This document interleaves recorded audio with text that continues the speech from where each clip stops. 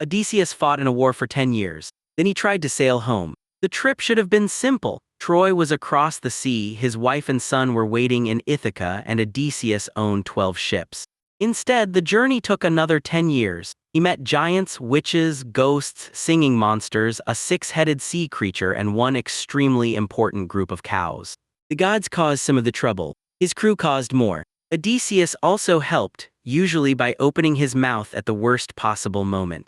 Our story begins before the journey when a Trojan prince named Paris visited Sparta. He left with Helen, the wife of King Menelaus, and this created a small international problem.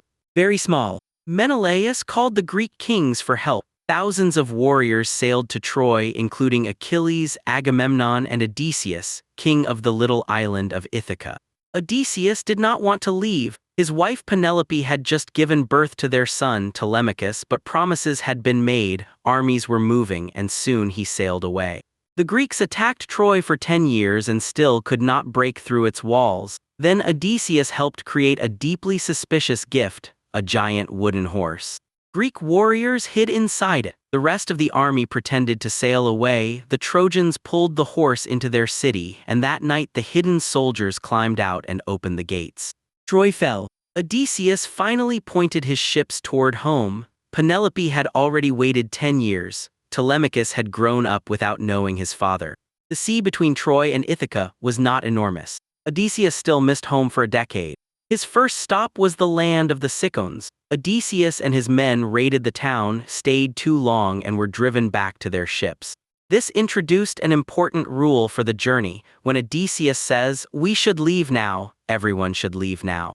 Nobody learns this rule.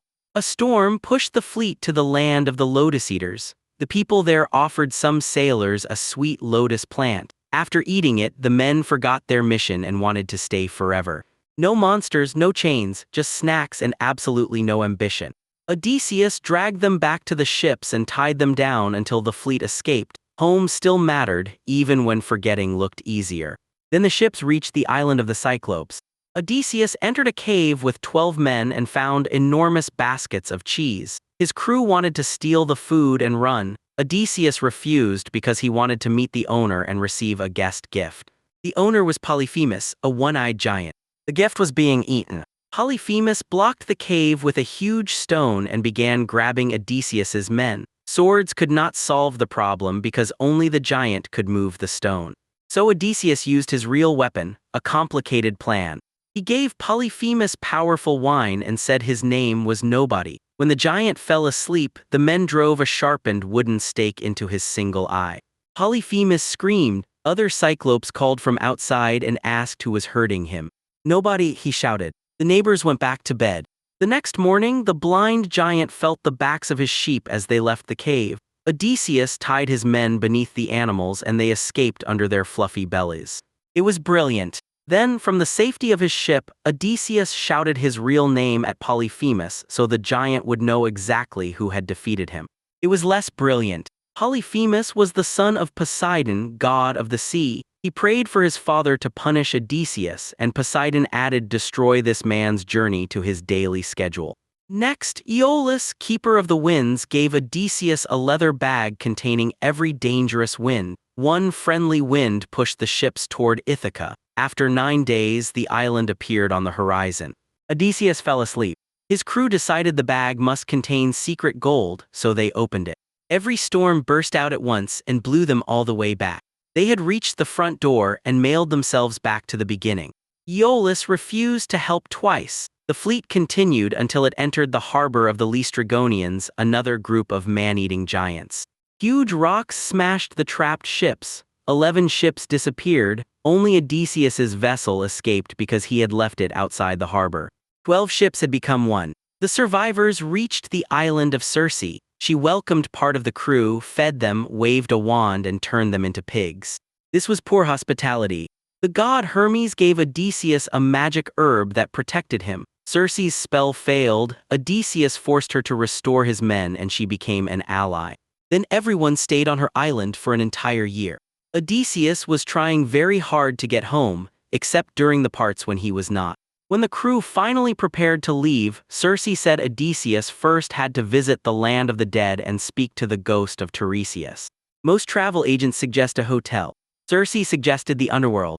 Odysseus sailed to the edge of the world, performed the required ritual, and the dead gathered around him. Tiresias warned him that Poseidon remained angry and that nobody must harm the sacred cattle of Helios, the sun god. Odysseus also met the ghost of his mother. She had died while waiting for him, and 3 times he tried to hug her. 3 times his arms passed through empty air. For a moment, the adventure became very quiet. Odysseus returned to Circe, who explained the next dangers. First came the Sirens, creatures whose beautiful song pulled sailors toward death. Odysseus plugged his crew's ears with wax, but he wanted to hear the song, so the men tied him tightly to the mast with orders to ignore every request for freedom. The Sirens sang. Odysseus begged, shouted, and probably gave several excellent reasons to untie him. The crew added more rope. Good crew. Then the ship entered a narrow passage. On one side waited Charybdis, a whirlpool that could swallow the entire vessel. On the other waited Scylla, a monster with 6 long heads. Odysseus steered past Scylla because losing 6 men was better than losing everyone. The ship survived, but 6 sailors did not.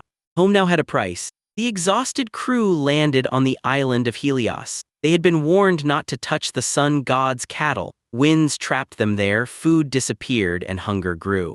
Odysseus went away to pray and fell asleep.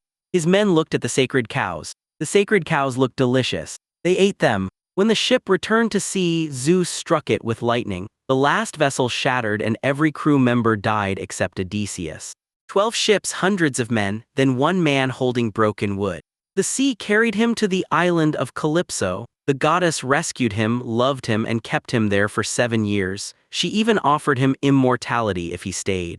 Odysseus still sat beside the sea and cried for home. At last Athena, his divine protector, asked Zeus to help. Hermes ordered Calypso to release him, and Odysseus built a raft. Poseidon wrecked it. Naturally, Odysseus washed onto the land of the Phaeacians, where Princess Nausicaa helped him. At a feast, he finally told the story of the Cyclops, Circe, the Sirens, and everything else.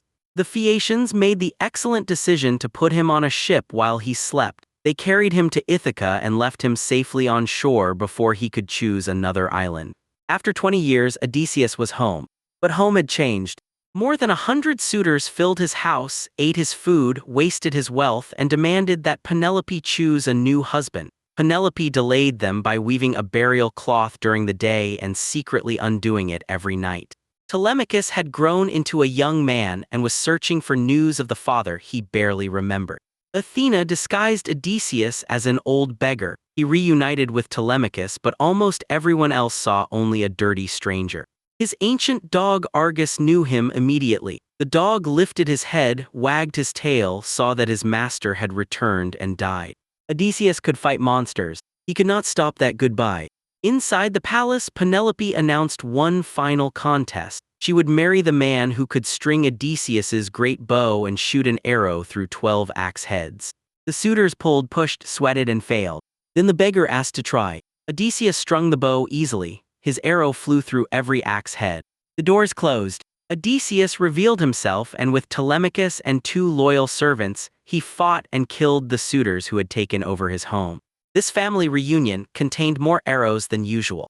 Penelope still did not trust him. Gods could disguise people, and 20 years can turn hope into a dangerous thing. So she ordered a servant to move their marriage bed. Odysseus became angry. The bed could not move because he had built it around the trunk of a living olive tree. Only the real Odysseus and Penelope knew that secret. Now she believed him. The war was over. The sea was behind him. Athena stopped one final fight, and Odysseus finally stood beside his wife and son in the home he had crossed monsters, gods, and 20 missing years to reach.